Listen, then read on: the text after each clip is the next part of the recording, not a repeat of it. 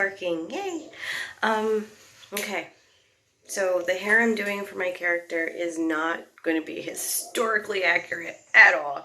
Because I'm not even sure what time period this is supposed to be, but I think like 1700s, 1800s, it doesn't matter. The point is that my character's outfit is already historically inaccurate. Because it's late Victorian, early Edwardian. I'm not even sure anymore. It's a bit more like a Midwest thing with a bustle. Maybe 1800s. But anyways, what I'm going to do is I'm going to pull my hair back into a ponytail, nice and smooth, lift the ponytail, and then curl it all in. So it's going to be kind of like, oh God, what do they call them? Anderson girl hairstyle? It's from the early 1800s, so the point is it's going to be completely up off my neck because that's where I get the hottest. And it's going to look nice, neat, and tidy. And I'm doing it in my pajamas, so that way I don't get hairspray over everything else. And then I'm going to show you what I'm going to wear underneath my costume to try to keep myself as cool and as dry as possible. I'll show you the different steps in my hairdo. So here's step one. Hair is down. Time to brush it. Water it down. I thought I'd share some story time. Just brushed out my hair. I gotta wet it down more because it turns out my hair just loves moisture and just sucks it all in, which is not good because that means it's very dry and unhappy. See, look how frazzly. So I'm gonna soak it down more and then put hair gel in it before that.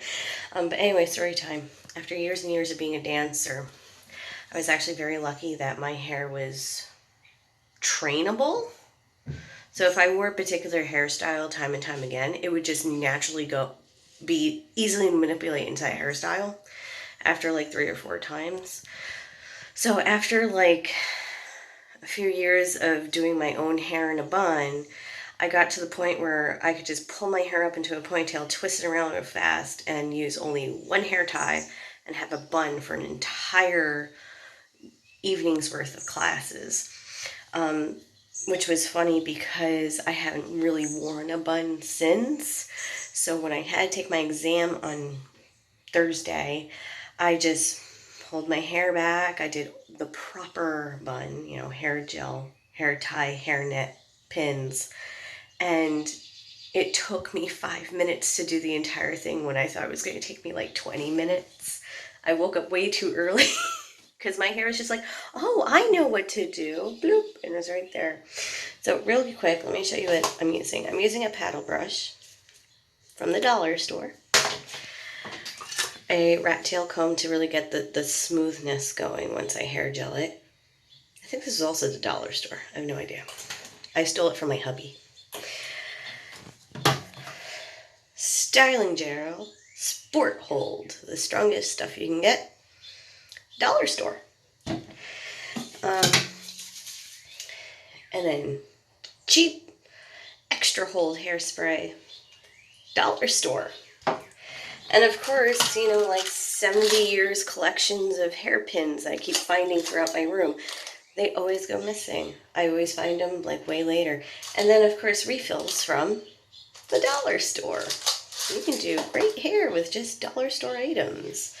But you also have to remember, kind to your hair and not go crazy. So like using these products once, twice a year for me, not a big deal.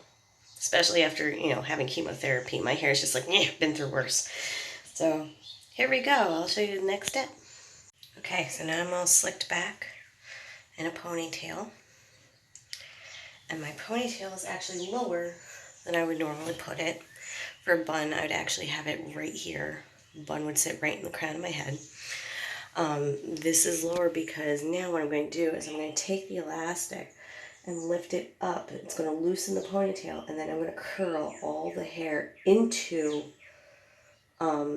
itself. So it's going to be all tucked into a higher do, and you'll see what it looks like afterwards. I'm going to make sure every bit of it's nice and flat lifted up. and pin all the hair into that curl. Make sure that none of the wispies come out in between the hair strands, and I'll show you that next.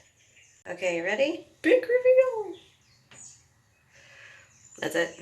Just roll it all in, and you get this nice high affluent look. I just realized that I have gold details on my costume, and I had this gold headband that would always rip out my hair because it ripped out my hair.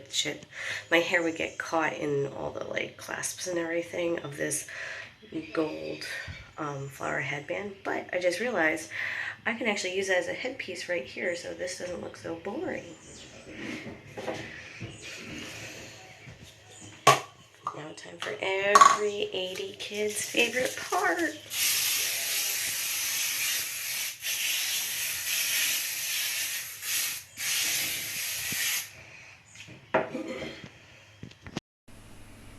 The costume I did make originally for ha-has and to experiment with dress patterns. The fabric is a lot of upholstery fabric, which makes it heavy and hot. Not so good for an outdoor performance in the heat and humidity. I had to overhydrate, and even though the costume was hot, I needed to wear support socks for my calves so I wouldn't cramp during the clog/tap dance. Ultimately, it was layers of hell, workout clothes and support socks, then pantaloons, a crinoline, the skirt, the bustle sat on top, and then the jacket was the thickest and heaviest with a frilly jabot adorned with a gold rose pin that I inherited from my aunt after she passed. And I had no idea when I'd find occasion to wear it, and now it's permanently homed with the costume at the studio. This role was loads of fun to play, very silly, very melodramatic, and the ballet was such a success, the best thing our nonprofit student company has ever produced.